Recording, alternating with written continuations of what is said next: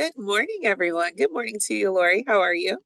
I am doing just fabulous. Oh, I'm going to bring up one of my old words, fabuloso. Remember, I brought that Oh, up that's some time ago. Yeah, I think I'll be fabuloso this morning. Hello, everybody. I see the numbers climbing. Our frequent flyers are jumping on right now. And if you're new to the show, welcome. So excited to have you here this morning.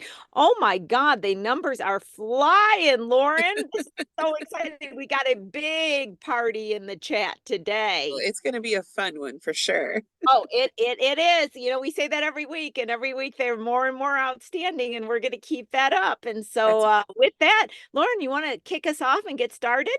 Yeah, for sure. Let me go ahead and get these slides together. Uh, you made a comment about it being so great. Guys, especially those of you who aren't frequent flyers and are new to the show, you'll see what we're talking about. Just wait for it.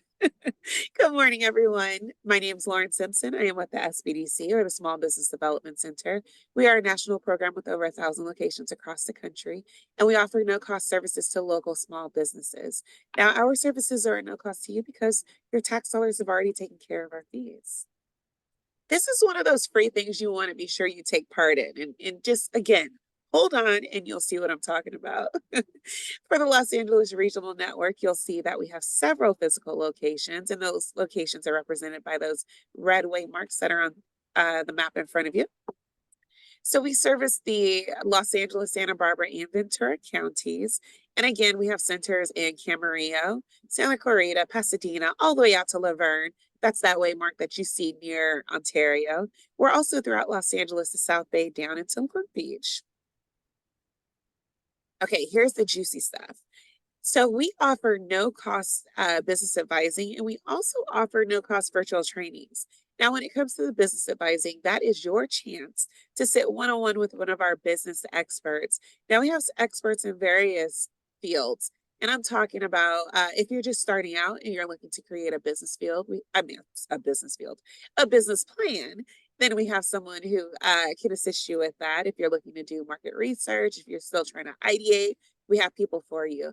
Now, if you are already in business or you're looking to grow, we have a special team called the ACT team, the Access to Capital team, that can assist you with that. Actually, Lori is a member of that team. We also have people who can assist you with marketing, social media. We have experts in AI. We have experts, guys. So we have all the topics, anything you can think of along your entrepreneurial journey, we have experts for you. And then when it comes to virtual trainings, we have those who are able to present comprehensive workshops. Again, these are going to be those free trainings where you're able to pop on and get a deep dive into how to begin your business. You can adapt your business or grow it. Last step, go ahead and get in contact with us today. We'd love to help you get started. You can reach us by phone, 866-588-7232, or you can go online. That's going to be smallbizla.org/new client. Now, if you've reached us and you are outside of the Los Angeles Los Angeles network service area, that means that you are outside of the Santa Barbara, Los Angeles, or Ventura counties. Please go to americassbdc.org/find-your-SBDC, and someone can assist you. With that, Lori, I'm going to stop my screen share. Really quick, guys, housekeeping notes. Please be sure to put all questions into the Q&A. You'll notice that the chat, I'm already seeing something going in there, so I'm going to pop over in just a sec. But the chat's where our party is. And that party is something you'll want to join. See, Chris already put party. That's where you're going to find information and links that Lori would like to share with you, as well as feedback from those who are sitting on Zoom right with you right now. With that, Lori, the playlist. So if anyone's looking to see past shows, I'm going to have a link to our YouTube playlist where you can take a look at those. And then if you want to get in contact with Lori, my contact information will be in the chat. With that, Lori, I'm going to kick it over to you. Good morning again. I love what Chris wrote, party. And on a comment on the chat, make sure that you choose the drop down to everyone. The Zoom automatically does host and panelists, and sometimes Lauren and I see your beautiful messages amongst each other, but everybody's not seeing it. So we want everybody to see it. Make sure you click that drop down. Lauren's going to put the links in. I'm starting my May financial literacy series, also bringing back my legal structure and tax advantages. I'll just say, if you think a sole prop is taxed differently from an LLC, jump in that class. You're going to learn the true story on that. Upcoming shows, I've got a full group of guests for the month of May. I've got one I've got to fill in yet, but this is what's happening in May. And just a quick, rundown. We have Mika is coming on next week, where it's a fascinating story where a health issue led her to start an entire company. Fascinating. Tracy has this cool company that sells these products online. She'll get in more detail. Kay, we started an interview with several weeks ago now. She was from the catering company, and she had some technology issues. I wanted to have her back on because we didn't get to have a full discussion. And I know the audience was going crazy learning about ghost kitchens and all this information. So I want to continue that discussion. And the end of the month, Ariel's coming on. Very successful online shoe sales company. And it's an incredible story of how she's grown this company. So I just can't say enough. I'm very excited about the people that are coming on as May, as I'm always excited. Today, for my words of wisdom, I want to talk about business license, because I get a lot of people that are very confused about whether or not they need a business license. I've had people say, I'm a sole prop, I don't need a business license. And there's not the truth in it. So here's the good, bad, and ugly, guys. Whether or not you need a business license is depending on the jurisdiction that you're operating in. Now, the jurisdiction you're operating in goes back to the paper trail. If you are a sole prop, you have a DBA, whatever address you're using on your tax returns on the Schedule C, more than likely your home office, that's considered your jurisdiction. If you are an incorporated, an LLC or S Corp, whatever documents you have on your registration. So it goes back to the address that has the legal link to the company. So that's considered your jurisdiction. Now, business licenses are provided through the local jurisdictions, like a Long Beach, a Glendale, etc. Each of them has their own ruling. Now, there was a time and place when business licenses were considered more like building, and you thought about, I have to have a actual physical retail space or an office, and then I have a business license.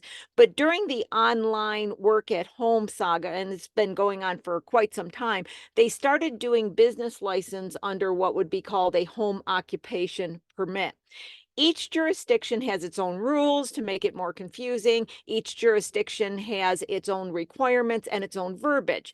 Now, Lauren's putting all of these links in the chat, but just to give you an idea of the verbiage. So like if you're in Long Beach, they say if you are doing business in the city of Long Beach, you're required to get a business license. So that doesn't matter if you're online selling things, working out of your home, doing marketing, writing copy, you are doing business in the city of Long Beach because you're sitting there physically in your home.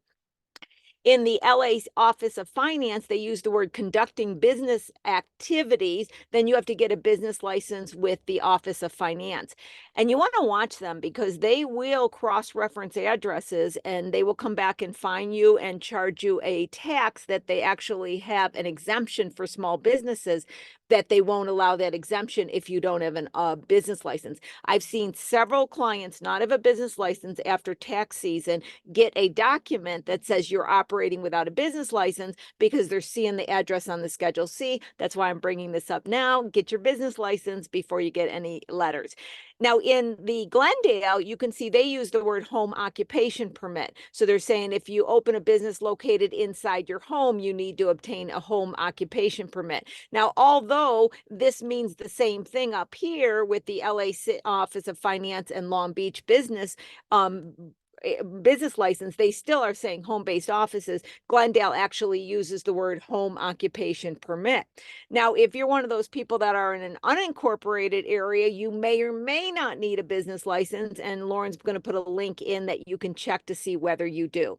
So the story is business licenses are really complicated. They are. I answer these questions a lot. A lot of times people think they don't need one when they may, and depending on where you're located, they may cross-reference it, and they're usually between $25 and $75. So go ahead and get it set up. If you have any questions, you know how to get in touch with Lauren, get in touch with me, let me know your area. I'll do the research. But like I said, it's kind of complicated, and that's where you got to check in. And I just seen something about Malibu. Check on the unincorporated because Malibu is one of them. And if you have a project, I kind of am looking at the chat real quick, you may have to get a business license because you're doing business in that area. So for example, say that I am located in Glendale, but I have a project in the city, in LA City. I got to get a business license in order to do that project. I had a company that I was a CFO for, and they'd set up these offices in all these different areas. They sold furniture and did cubicles. We had to have business license in all these different places because the projects were located in that area. So do double check on that and make sure you're up to date on whether or not you need a business license. And like I said, if it's confusing, reach out. I get confused, but I at least know where to research to find the answer. Okay. Now for the fun. I'm so excited about our guest today. Aleya Harris is the spark of your spark, a trailblazer in purpose-driven story crafting. She is a former marketing executive and ex-Google vendor partner who brings a wealth of experience to her role as the CEO of the Evolution Collected Incorporated. Aleya is a StoryBrand Certified guide and the host of the award-winning Flourishing Entrepreneur Podcast. Aleya, welcome so much to the show. I'm so excited to have you here. We are going to have a fun discussion today. Yes, we are. Thank you so much for having me, Lori. Okay, I'm going to start with this. This is where Okay. Okay, I want to know, what is a StoryBrand Certified guide? I've decided to start there. Tell us That's what a that good means. place to start. So being a StoryBrand certified guide means that I know very well how to create a simple story. It's based off of a book that I suggest everyone read called Building a Story Brand by Donald Miller.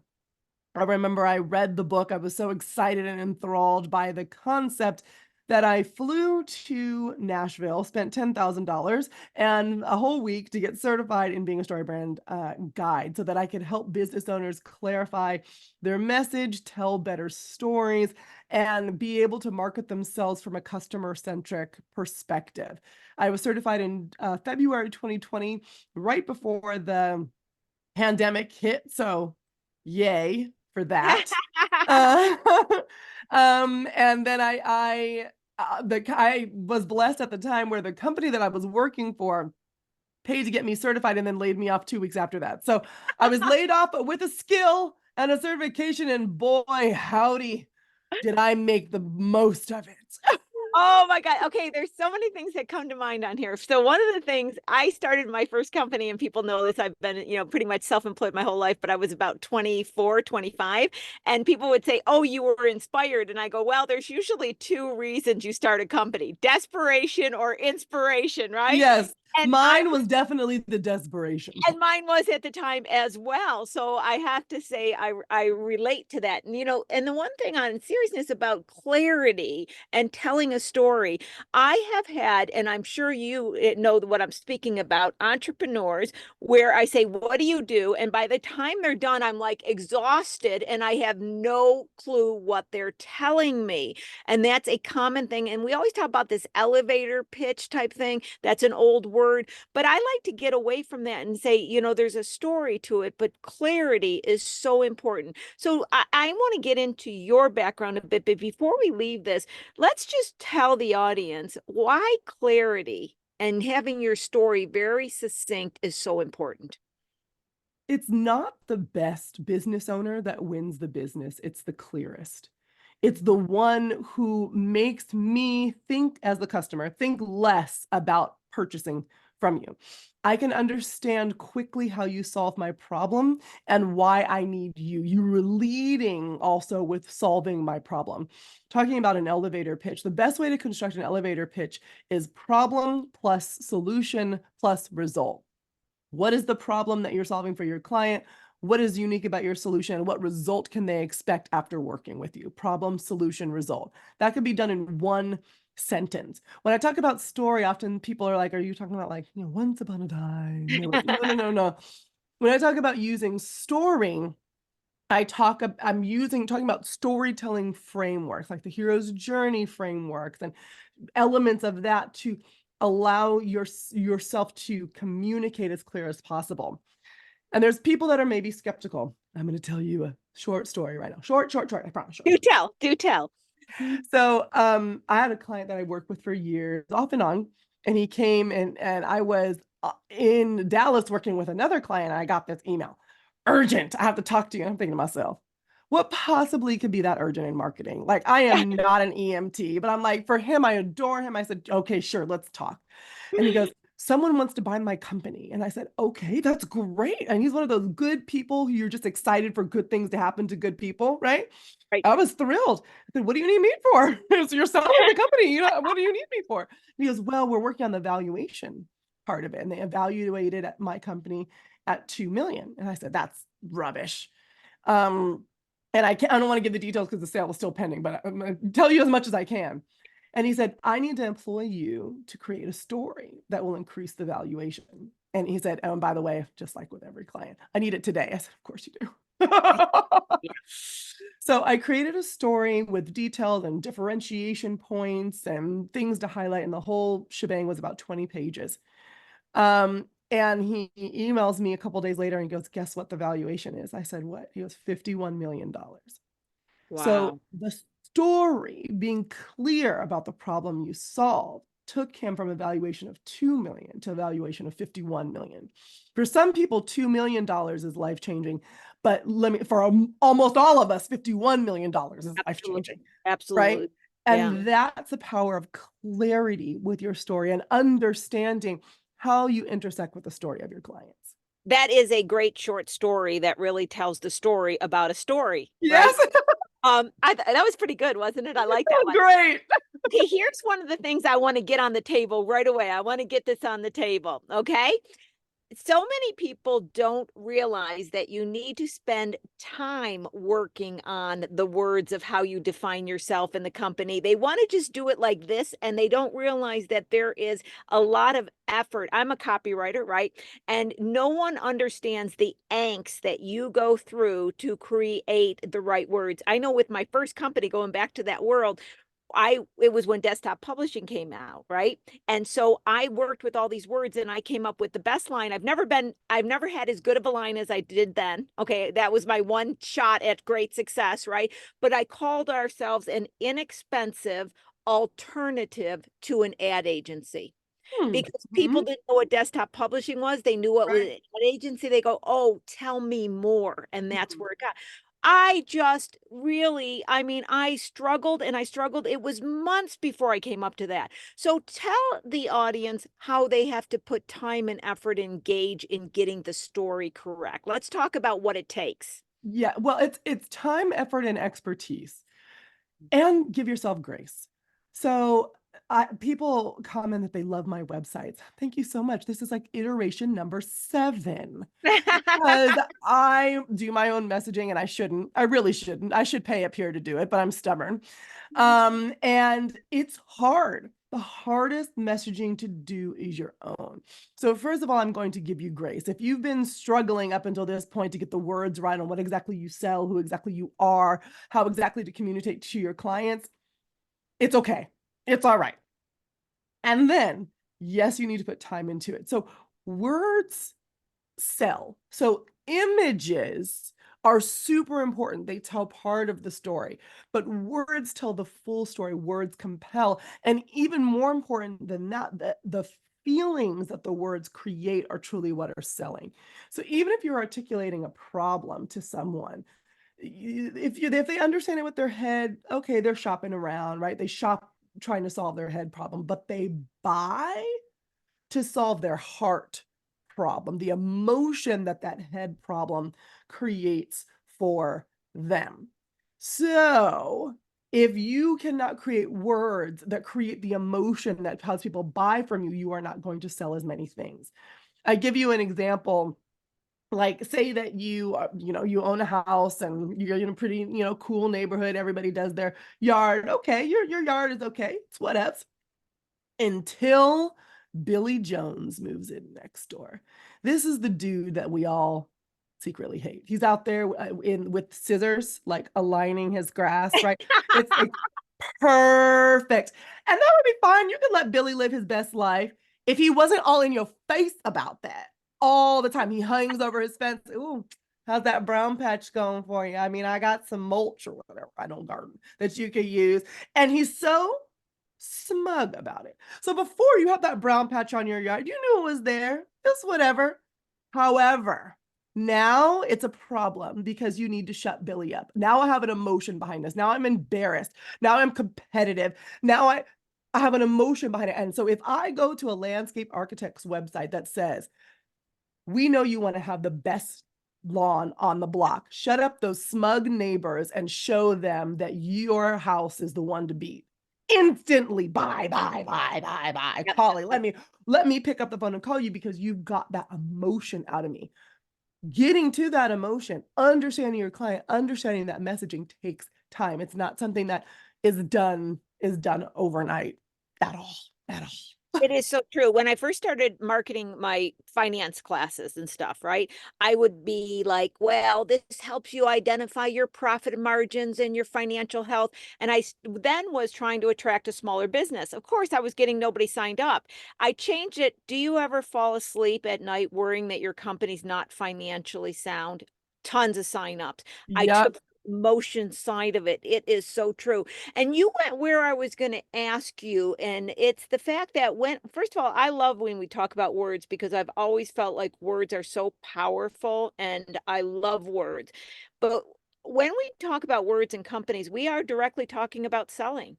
And so that's where we have to understand is everything we say or do or put in print about our company, we are physically selling, aren't we, all the time? Hit on that a bit. You know, it's funny.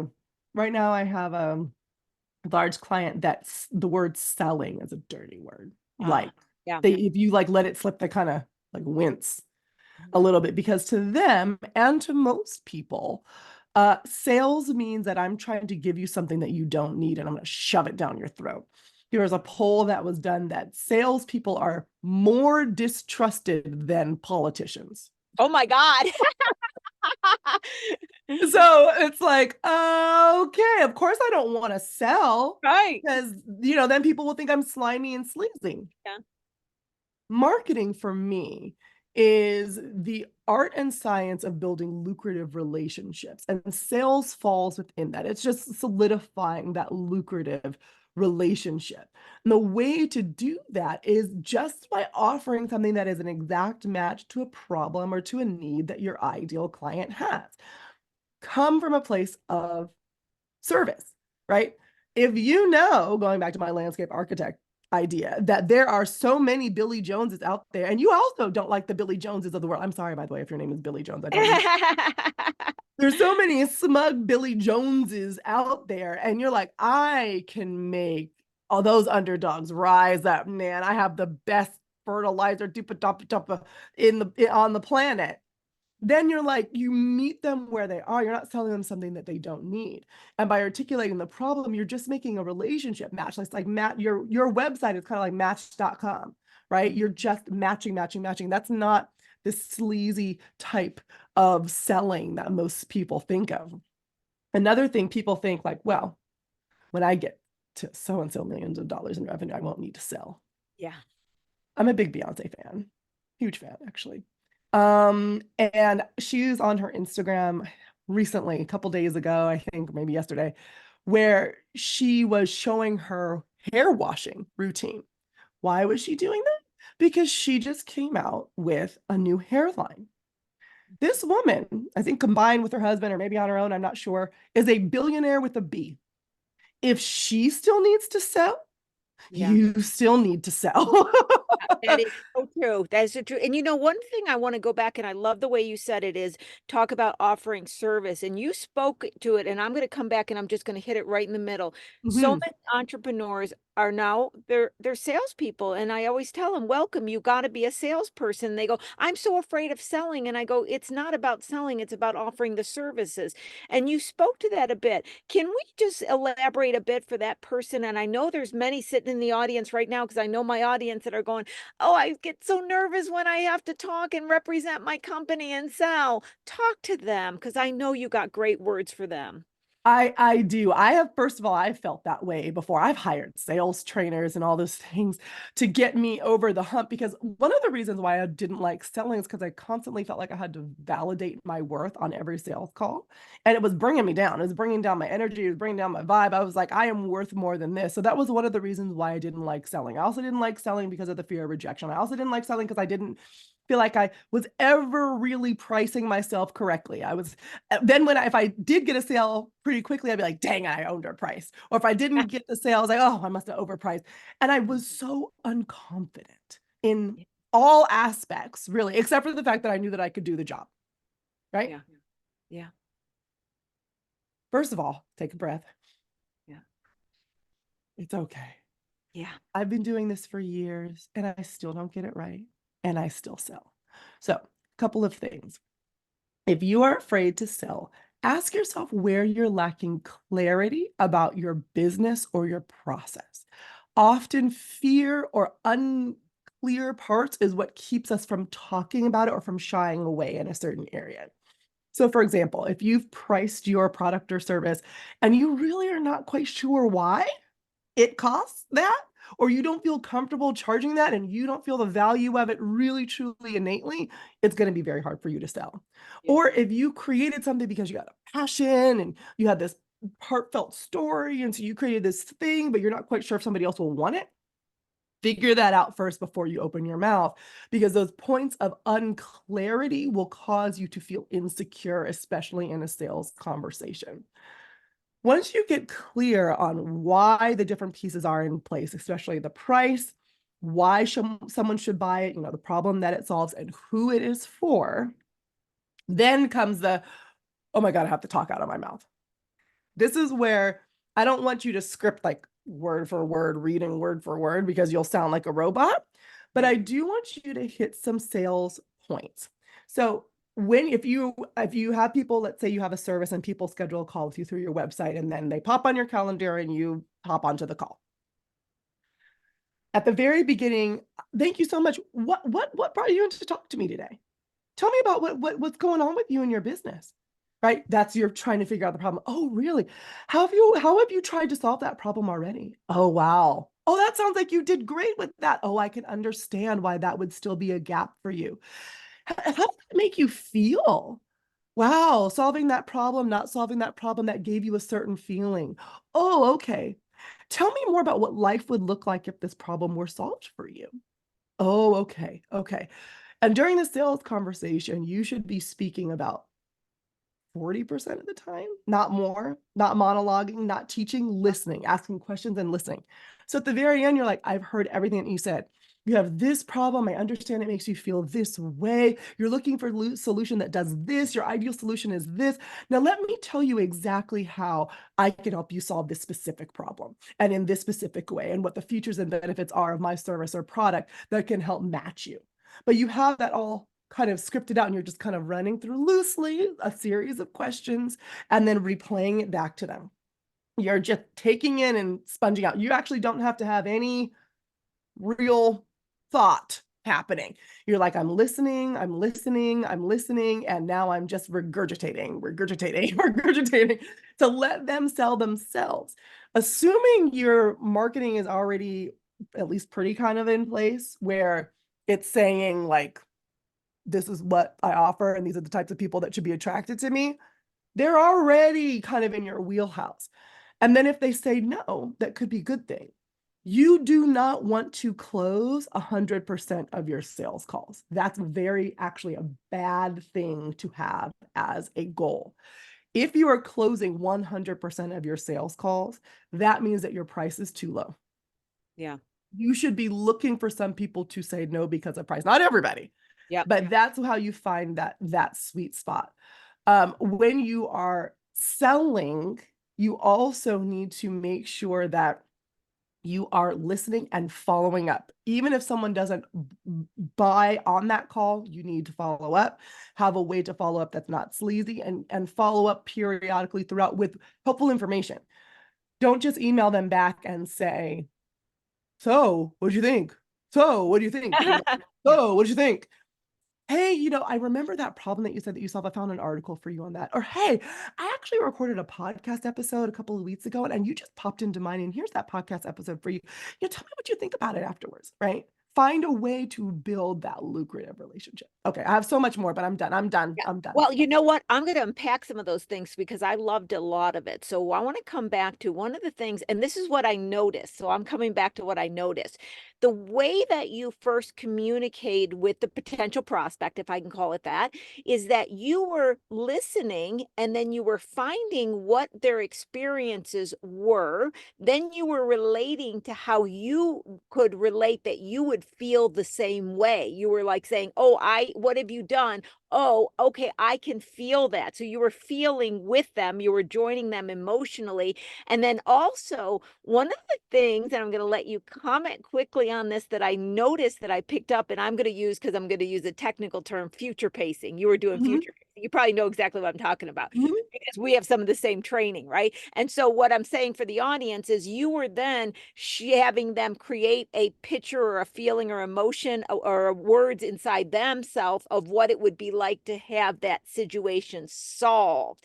So I saw that structure and I like that. I think let's pinpoint that structure for a bit, because I know some of the audience may have listened to the words, but not picked up the little bit of the structure you were using in finding, feeling, and emotionally sharing, and then creating a vision of it solving. I caught you on it. I want you to speak to that for a little bit.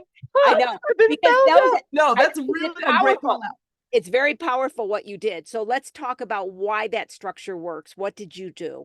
So actually, that structure is based off of the hero's journey. A story structure. It's based off of a hero's journey that is written in a book. It's a dense book, for fair warning, should you decide to read it, called The Hero with a Thousand Faces by Joseph Campbell, where he was the one who didn't create, but realize and recognize that across time and across culture and across the world, human beings tell stories and live our lives in basically the same format. And it doesn't matter where you are, or who you are, you then innately understand and interact with that format structure of the hero's journey in a way that feels very natural and familiar. The hero's journey is, there's a character who has a problem, that external problem makes them feel something in their heart. And then in their gut, they have this sense of justice and right or wrong. So this character has a problem getting something what they want, and enters in a guide who, spoiler alert, that's you. You're not the character, you're not the hero, you're the guide. Trust me, it's better. Just trust me. Yep. And then that guide has a plan, usually a 3-step plan. Like if you ever watch a movie and they go, so here's the plan. Like now you watch it, especially action movies. So here's the plan. Yeah, what's the plan? That's how movies work. And then that calls them into action. Okay, now we got the plan. Let's go. And that action either leads them to success or failure. And so what you're trying to do as the guide is help them go to success and avoid failure. So if we go back to what you were saying, Lori, about future pacing, that's what would success look like? In the very beginning, I started by asking, so tell me about why we're here today. Oh, what problem were we trying to solve? That's the character that has the problem. Oh, how does that make you feel? The internal problem in their heart. Gosh, then I'm just like, that's so wrong. You have to do that. You deserve better. That's that philosophical sense of justice, sense of right or wrong. Right. Then you lead into, well, we can totally solve that problem for you. Like I was saying, hear it and then regurgitate the problem back out, right? I could solve this problem with you. I've helped so many clients with this, or here's the brief case study, or gosh, I understand because I've gone through that too, whatever it is. Here's what we're going to do, the plan. Step 1, it's going to be however they interact with you. They sign the contract, they get packaged, they do whatever. Step 2, all the work that happens in the middle. And step 3, here is the result that you're going to want, right? How does that sound to you? What would life be like if we followed that plan? You future pace them to success. And then what I like to do is, because people are more motivated to move away from pain than towards pleasure. Yep. So you're like, oh, wow, that sounds awesome. Because if you weren't able to get support with this bad thing happens. Oof, and that really sucks. And I don't want that for you. So I really like your vision of the future. Like, how can we make that happen? I think that the best thing for us to do is the blah, blah, blah, blah, blah, blah. Will that be a credit card or a check? Exactly. And going back to moving away from things that would bad happen, the insurance industry knows that very well on Mhm. selling. I just wanted to make a note. So perfect. That was beautiful. So here's where I'm going to go. Okay. I'm going to go back around and I'm going to come back around here. So in that, like you talked about, and the hero's journey and many other literature towards that talks about what they're telling us is not something that they found and made up. It's something that they learned to be true about us as beings, right? It's just a story about actually how we relate. Okay. So here's where I'm going to go. So wouldn't that be true that even though I identified the structure and had you pull it out because I knew the structure, Mhm. it's inherent in us to know that structure. You didn't Oh, have to yes. tell me that I would communicate when if I walk out right now, I'm going to communicate with my neighbor and I'm going to go through that structure naturally. It's innate in human. Mhm. Is it? Is it? Absolutely. Oh, my Or even camera does that whenever I do this. I got to stop doing that. It's like the balloons and things. It's Oh. gestures. It picks up Yeah. gestures. Yeah, for some reason it does that. I had This is balloons balloons. in a Yeah, see, earlier. balloons. Yeah. Okay. It messed up my point because this is where I want to go. So here's where I want you to take off on this. Can I say A plus B equals B plus A?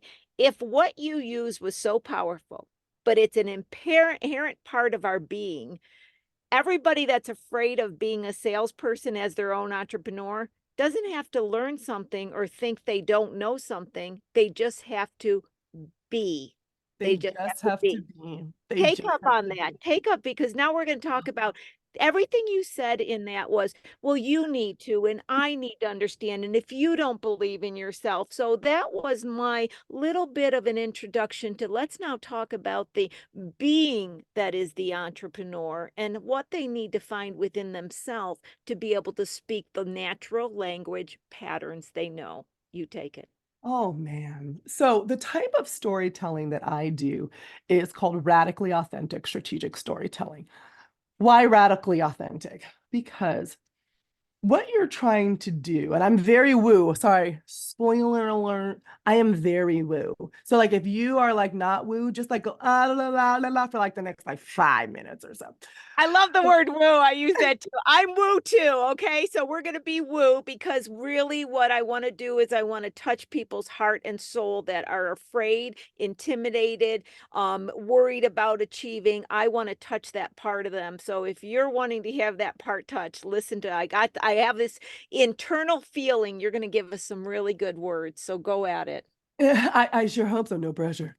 So inside of everyone, I like to think that there is a beautiful, shiny ball of light, shining bright, shining. It's little heart. It never goes out.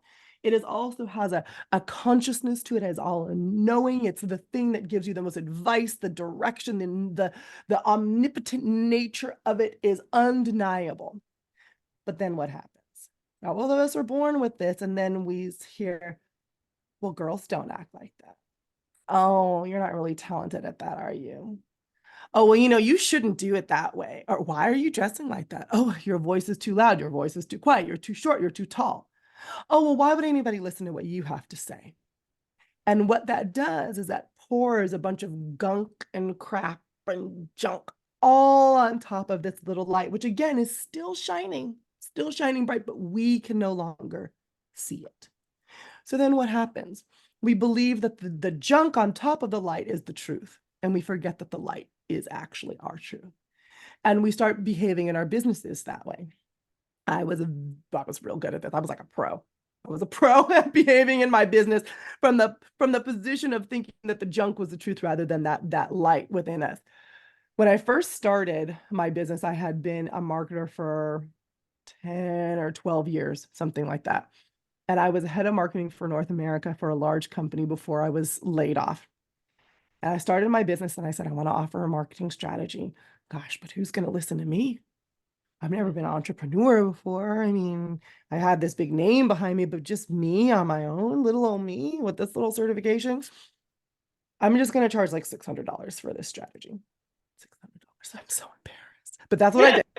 $600 because I was believing all of the junk that I was on top of my light. As I began to excavate that junk and remove it and start to see the light shine brighter and start to get into touch more with who I am, I started feeling better, feeling more confident, raising my prices. The relatively same service that I started off at $600 is now $8,500. Wow. Why is that? Because I miraculously got so much better? Well, I did grow and obviously over the years, but no, it's because I remembered the truth of who I was. And also realized that, let's say my light within me is glowing and it's lovely, but it's pink. And maybe yours is blue, and the person's next to you is yellow, and the person next to you is green. But it's very hard to get all of the pinks together because we all want to get together and get all the blues together and get all the greens together if we can't see each other's light. So the brighter you shine your light, the more that people, whether they have a bunch of stuff on top of their light or not, the other pink lights can find you. Your ideal clients, your ideal partners, your ideal situations can find you when you shine your light the brightest, when you find a way to remove those things that you put on top of yourself. I noticed this firsthand. I have a baby. She's the cutest. Her name is Ruby Coral. She's 17 months. She is. Congratulations. Thank you so much. But she was born November 2022. And from the moment I went into labor, 36 hours, it ended in a C-section. Hello. From the moment I went into labor until about 10 months after that, I had very difficult time, from difficult labor to severe postpartum depression and anxiety. And it was the lower I got, the sadder I got, the more I shied away from my own light, the less money I made. To the point where we were like, do we have enough money to buy groceries, right? Is this it? How are we surviving? When I began to kind of get my wits more about me and enter back into the knowledge of what I know about just relentlessly trying to get in touch with the part of me that knows, the part of me that I know that I'm getting in touch with when I feel good, when I'm positive, when I'm moving in a better direction. The more I did that, the more money I made. Yeah. It's funny. Last week, I was giggling to myself. I had a client come to me. It's like, oh, I need you. I don't know why they come up with these urgent needs, but whatever. Another client, I need you. I said, okay, what's up? Do you need any strategy work? So that's great. He wanted a 6-month retainer. And I said, that's fine. And it was $20,000 that I didn't know was coming my way. Would it have been nice several months earlier? Yes, it would have. Yeah. But it was almost impossible for me to attract that type of money. And then it happened, something similar situation in the past 2 weeks. That's happened to me 3 times for either strategy or speaking. And I've raised my speaking rates now.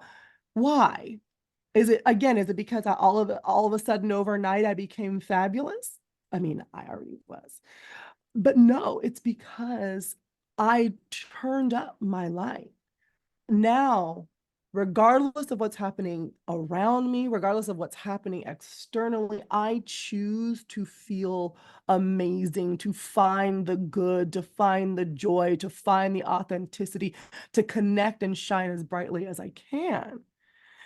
Because that's what really gets people to hear my story. It does. It does. And I thank you so much for sharing that. And, I want to make a comment and go wherever you like with this. This is Lori's personal thing. And my audience knows this because I talk about it all the time. I feel as though what I call Hollywood entrepreneur, I'm old enough that entrepreneur didn't have a word. We were just called mom and pop shops. And there was no words behind it. You just went out, you sold a product, you did the best you could, you made a company, it slowly grew.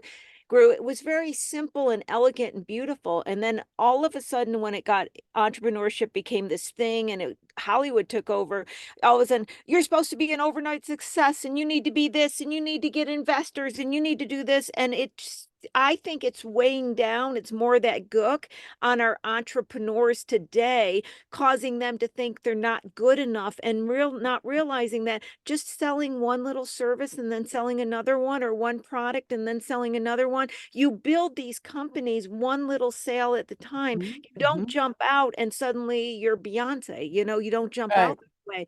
Mm-mm. And That didn't even work for Beyonce. I know exactly. And so I think that so many people, they think they're not doing well because they're not hitting the big time. And two things I want to comment on. There was a time when somebody said to me in my company, they said, "You really succeeded. You really succeeded." And I sat there for a minute and I said, "No, I gave up." Because I realized I didn't succeed because I had myself, I was supposed to be up here.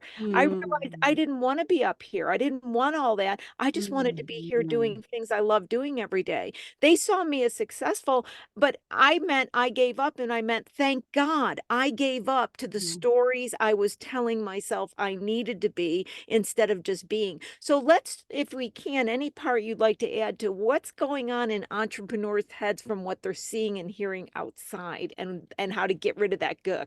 Yeah, there's so many ways to get rid of that gook, and I'm not this. It is. I'm going. I will ask for your email address, but it's really just also a great resource. You can download it and unsubscribe should you decide to.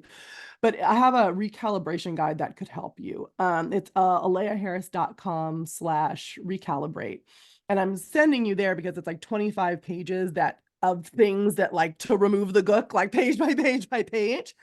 One of my favorite places to start when I'm doing coaching with people, at first I thought it was a fluke. I was doing it with like for one client and another, and now any coaching client I start off this way is forgiveness and connection. So those are two different things. There's my one exercise, well, and controlling your ego, but yeah, let's start with the first two. Forgiveness is done by using a candle. This is my favorite way to do it. I call it forgiveness and light. You sit down in front of a candle that you can sit in front of for a while, like those Bath and Body Works candles, like probably not, like candle you can sit in front of for a while. And you're going to speak forgiveness into the candle. And the very first thing you're going to do is say, I forgive myself for judging myself. Mm-hmm. Why is that the first thing that I want you to say? It's because most of the time, the issues that you are experiencing are because of your judgment of yourself and the situation, not because of what is actually happening. Yep. So I told y'all we were broke trying to figure out where groceries were coming from. And in that moment, I made the unhelpful decision to say, well, this is what's happening externally. And so that means that I'm a bad person. I'm a bad mom. I'm not valuable. I don't know anything. I'm not a real entrepreneur. I'm unhireable. Choom, choom, choom, spiral down, down, down. What does that do? It makes everything worse. Yep. And so that my judgment of myself, the situation was the problem. The situation itself can be changed like that. Yep. Right? Can be changed like that. I say again, the first thing you say is, I forgive myself for judging myself. And then you let her rip. You speak into that candle anything. I forgive my father. I forgive myself for judging my father. I forgive myself for hating my father. I hate my father. I actually hate my father. Let me bring it back. I forgive my father. I forgive my kids. I forgive myself for hating my kids. All the things. You do this by yourself. Don't do this like in front of your kids or your father.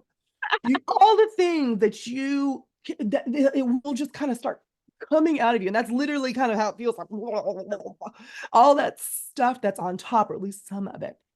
And at the end, when you feel complete, you say, I forgive myself for forgetting that I am divine.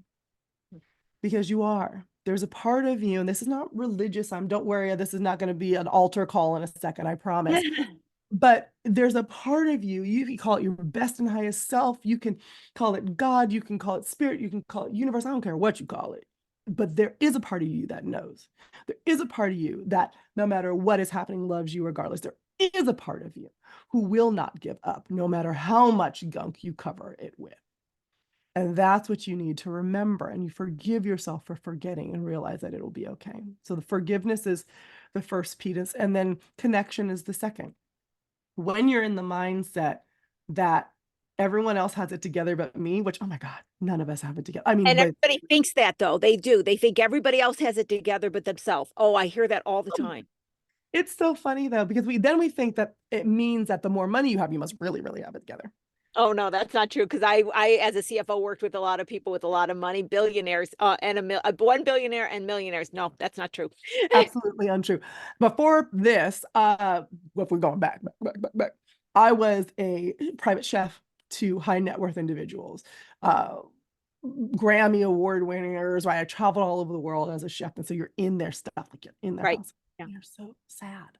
Yeah. They're It very sad much. and they're Yeah. lonely and they do not have it all together.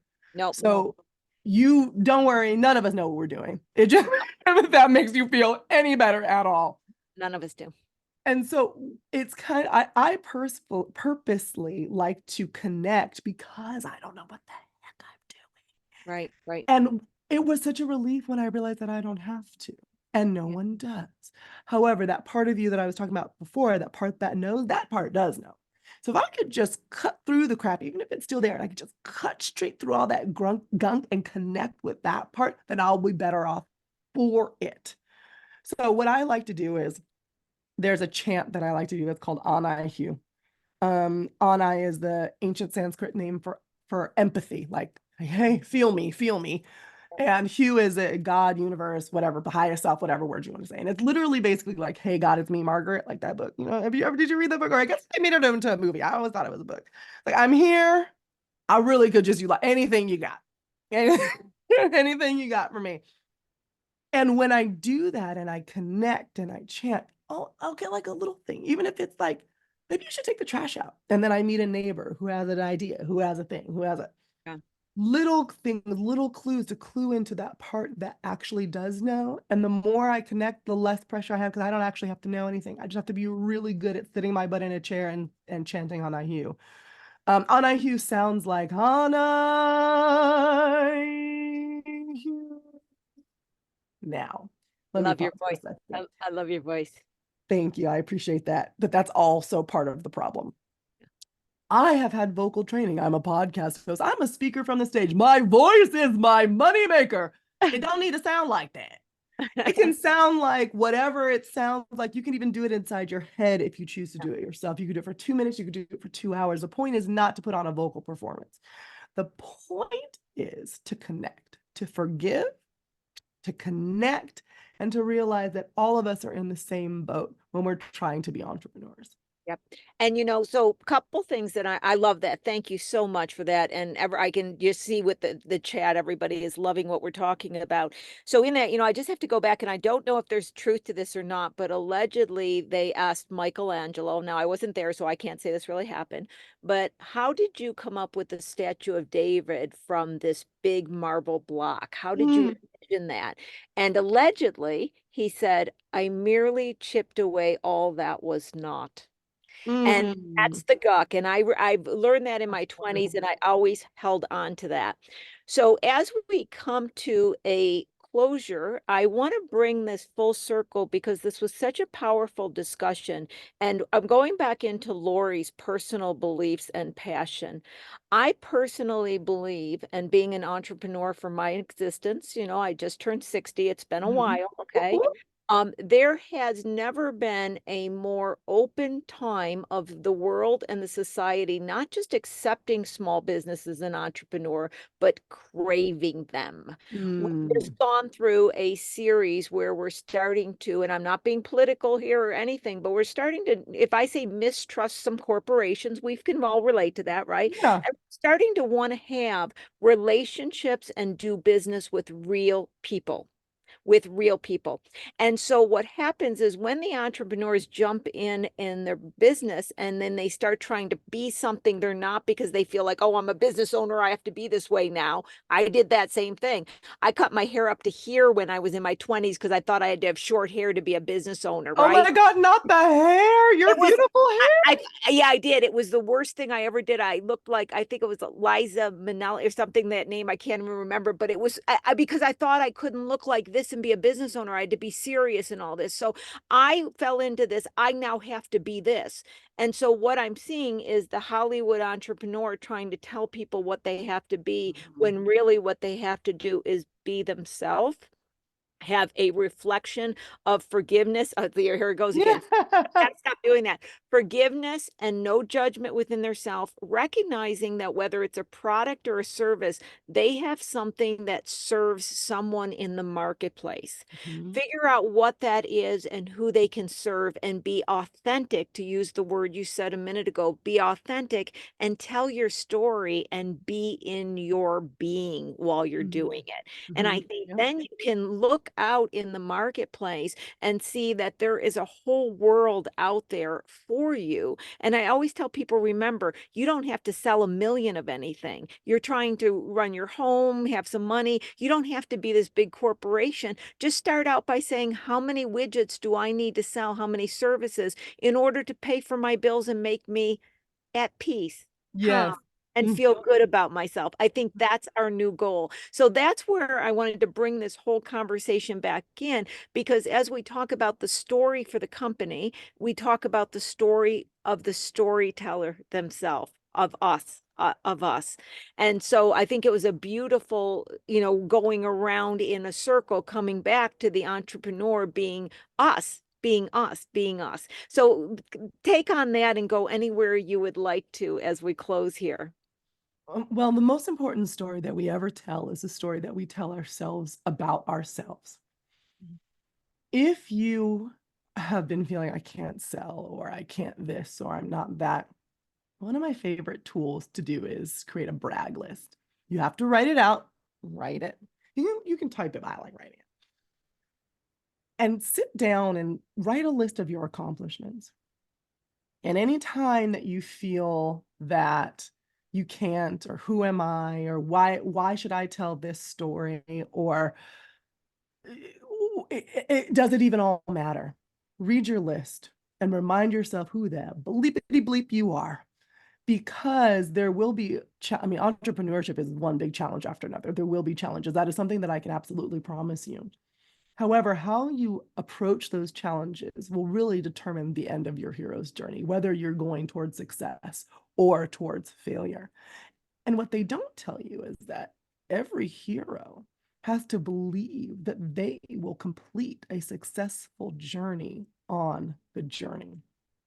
Yes, there will be doubts and you lean on your support system, but the more you believe in your ability to tell a story that is compelling enough to get someone to give you their money, you are 90% of the way there.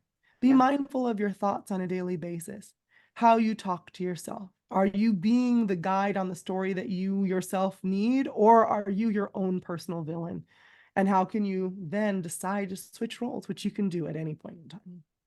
At any point in time. Yeah, it was, back in my 20s when I first learned that your thoughts create your reality, and I started monitoring my thoughts. And I have, what I call my love letter to Lori. And, there's times in life where you're trying to do something and you get really afraid and you feel down. And then when you get over that hump, you feel great. So I Mhm. waited until I felt great. And then I wrote a letter to the Lori that felt bad, telling her about what it feels like and how it will be okay. Mhm. And so whenever I feel that way, I open the letter that Lori wrote on the other side of, the Yes. emotion, to say, hey, you know what? Remember this, we did this, we can do anything. Yeah. And that's the thing, when we take, and I always tell people, and I'll end this on this comment and take it back to you, is to, in a way, I say disassociate your company and your product from your being, because Mhm. many people think, okay, if this company goes under, I failed. No, your Mhm. being is just a fun, childlike spirit that wants to experience and enjoy. So it doesn't have to be selling this or that or what have you. What works, works. What doesn't, doesn't. But just go out and remember that it's your being that is the entrepreneur. It's not your company. It's not your product. It's not your service. It's the being that's the entrepreneur. So I want to pass it for the final any last comment you'd like to leave with the audience. And I want to say a heartfelt thank you for sharing this with the audience. Yeah, absolutely. Well, thank you for having me. I truly appreciate that. And what I will say, based on what you just said, Lori, was anything that I do is an excuse, whether it's cooking, marketing, strategy, whatever. It's just an excuse. My purpose here on this earth is to love people into the higher version of themselves. Find that thing for you. That's the thing that your being craves to do. And whether you deem a business as failed or succeeded, all that being is trying to do is find the easiest and best path and course correct to fully express its purpose of being here. I needed to go through 10 months of postpartum depression to better understand the lows of the low so I could help love people in that place into higher versions of themselves. Yep. Right? I didn't like it. I'm not saying you're gonna like it. Yeah. But I needed it. So if you find that thing, use it to keep you grounded and realize that all of it is serving yourself for your own highest good. Well, thank you so much. I'm going to already, put you on the spot and say I would like to invite you back on in the future Oh, because thank you we're so going to much. want another dose of Aleya. I just know we're going to need another dose of this. This is beautiful. So, Lauren, I'm going to invite you to come back on. Lauren, do we just keep outdoing ourselves or what? Yes, we just get the greatest guest on. Oh, and before I leave, I got so engaged in our conversation. I wanted to mention that Aleya is now a advisor at Pasadena SBDC. I can't believe I Yes. almost forgot to say that, Lauren. Yes, Oh, I am. that's how I met her. She just was on a team meeting. She spoke 2 minutes. I was like, you got to be on the show. So a shout out to Annie, if you're on the Pasadena SBDC. She's one of us now.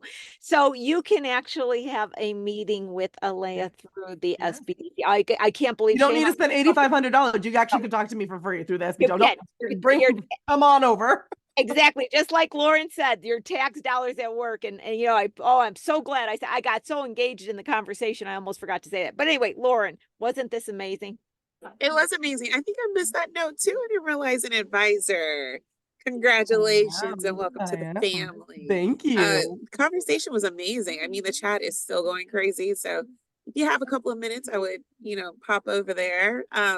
Everyone's just so grateful. It resonated with a ton of different people, which I love because, I have my frequent flyers and then I have those who comment on, different things. But your content, I mean, all of this was just great. It was a great conversation, Lori, per usual, though, right? It was. I'm just looking. I never get to see the chat because too much is going on, but absolutely. And I love that somebody said this is the first time listening. So welcome to the show. Like I said, I never know where we're going when we go some direction, but it always ends up being very powerful and people can relate. Because like I said, at the end of the day, one of my famous things I always say is you still got to buy a quart of milk. We are still in a third dimensional reality, which means the monopoly game is in action, right? Just like Aleya was saying, where am I going to get the groceries? So we have to learn how to play a monopoly game, but we have to understand that we are playing a monopoly game. We are not the monopoly game. Yeah, amen. Yep. And if we're going to take the risk of being an entrepreneur, they say, and the reward is the upside, you get the money, you get the free.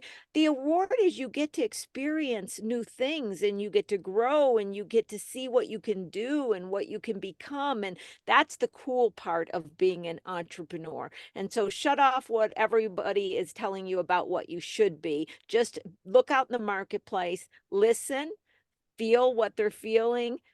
Tell them how it would feel to have their problem solved with your product or service, and then cha-ching, make a sale. Thank you so much, Aleya. Thank you, everybody, to the audience. Thank you for joining Lori Williams on Small Biz Talk. And Lauren's going to stay a little bit later, as she always does. She wraps it up. That means if you need an email, just put it in the chat. You should have her email. You can communicate with her. And Joseph Campbell's book is The Hero's Journey. Oh, before we leave, I know I got one more thing. I saw Joseph Campbell, an old interview with, I think it was Bill Mather that's died. I'm saying it wrong. The old talk show person from back in the day interviewing Joseph Campbell, a 5-part interview on Hero's Journey. I just watched it. It was phenomenal. It was just, and because that's back in what, the 70s? A long long, Yeah, long long time time. ago. I don't even Yeah. know. I was a kid, and that's why I can't remember the interviewer because it was so long ago. But I remember his face because I'm old enough. I've been around. But yeah, I just watched it, and it was. And back in the day, you didn't have a TV news person having that kind of discussion at all. So it was a pretty cool thing. But yeah, I just noticed that it's Joseph Campbell Hero's Journey that we referred to that book. Okay. You're coming back on. We're having more of a discussion. Lauren, you close us up, take it from there. And everybody, I'll see you next week on Small Biz Talk with your host, Lori Williams. Bye, everybody. Bye, everyone. Thanks again, Aleya. And then, Laura, I see you, so let me go ahead and drop that over to you. Okay, so I went ahead and put the books in the chat. I put links to them. You'll notice that the last one is pretty long. Sorry about that. It's an audio book, but at least you'll be able to see the title and you can find the paperback if you like it. Aside from that, the recording for this episode will be up by Friday, the latest. And then if you would like to get in contact with Lori, again, let me go ahead and repost that welcome message. You guys go ahead and shoot me an email. That's lsimpson@lbcc.edu. All right. Thanks so much for joining us. We'll see you next week, Wednesday at 10 a.m. for another episode of Small Biz Talk, Solutions for Your Small Business. Take care.